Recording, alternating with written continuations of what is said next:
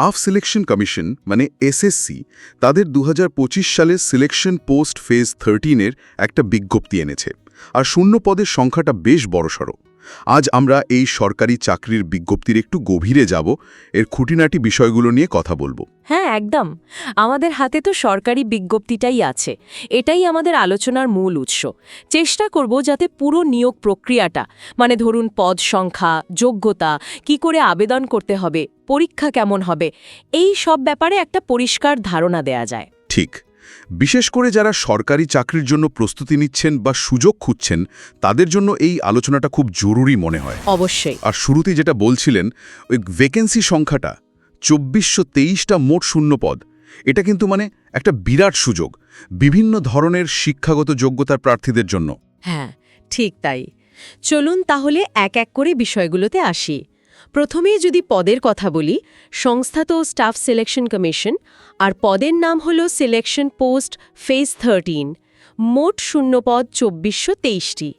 এর মধ্যে যদি আমরা সংরক্ষণের ভাগটা দেখি, আচ্ছা, এসসি ক্যাটেগরিতে আছে 314টা, এসটি 148, ওবিসি 561, ইডব্লিউএস 231, আর অসংরক্ষিত মানে ইউআর ক্যাটেগরিতে সবথেকে বেশি 1169টি পদ। বাহ, সংখ্যাটা বেশ ভালো। তার মানে তো বিভিন্ন ধরনের পদের জন্যই লোক নেওয়া হচ্ছে, বিভিন্ন দফতরে হয়তো। হ্যাঁ, সেটাই। আর সেই অনুযায়ী শিক্ষাগত যোগ্যতাতেও বেশ ভিন্নতা আছে। আচ্ছা, যোগ্যতাটা ঠিক কীরকম, মানে কারা আবেদন করতে পারবেন আর বয়সের ব্যাপারটাই বাকি? যোগ্যতার মূলত 3টে স্তর রাখা হয়েছে।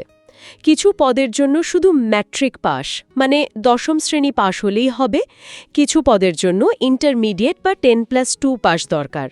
আবার বেশ কিছু পদ আছে যেগুলোর জন্য যে কোনো শাখায় স্নাতক বা গ্র্যাজুয়েট হতে হবে।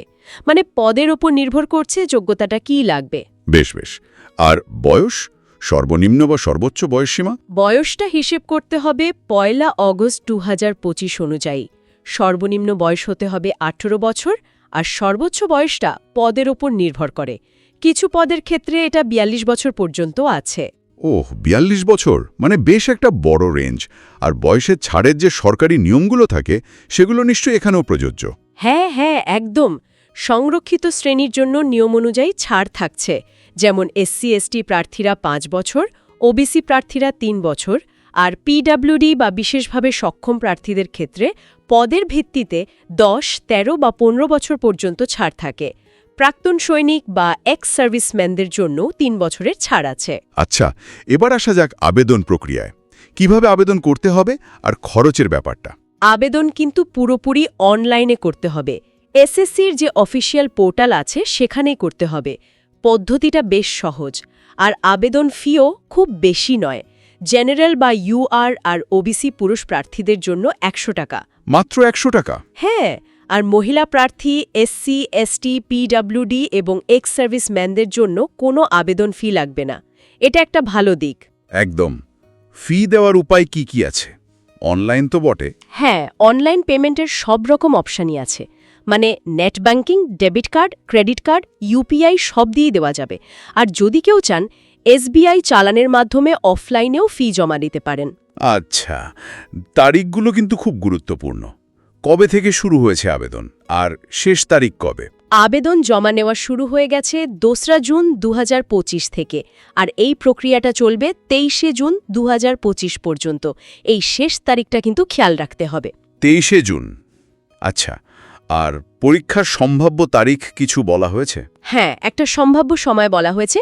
কম্পিউটার ভিত্তিক পরীক্ষাটা হতে পারে 24 জুলাই থেকে 4 অগস্ট 2025-এর মধ্যে। তবে এটা টেন্টাটিভ, মানে বদলাতেও পারে। বোঝা গেল। তাহলে আবেদন পর্ব মিটলে এরপর আসবে নির্বাচন প্রক্রিয়া।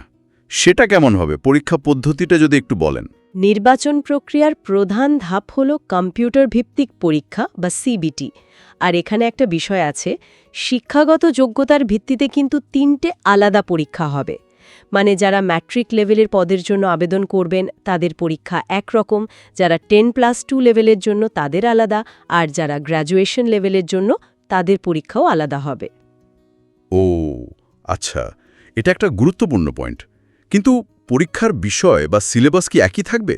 প্রশ্ন তো এমসিকিউ টাইপেরই হবে। হ্যাঁ, প্রশ্ন হবে মাল্টিপল চয়েস বা এমসিকিউ ধাঁচের, আর বিষয়বস্তু মোটামুটি একই থাকবে 3টে স্তরেই, শুধু প্রশ্নের কাঠিন্যটা স্তর অনুযায়ী পাল্টাবে। 4টে মূল বিষয় থাকে সাধারণত: general intelligence, general awareness, quantitative aptitude বা বেসিক অ্যারিথমেটিক স্কিলস, আর চতুর্থটা হলো ইংরেজি ভাষা মানে বেসিক ইংলিশ। আচ্ছা, নম্বর বিভাজনটা কেমন?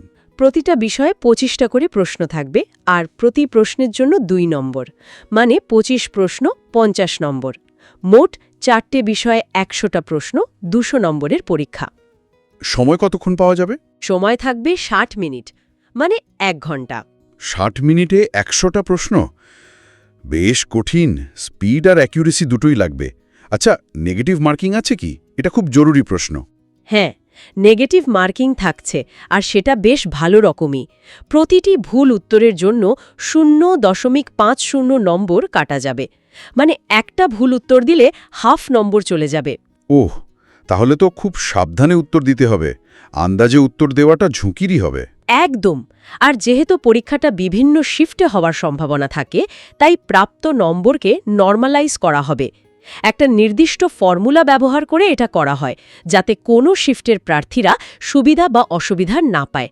ফাইনাল মেরিট লিস্ট কিন্তু এই নর্মালাইজড স্কোরের ভিত্তিতেই হবে। নর্মালাইজেশন?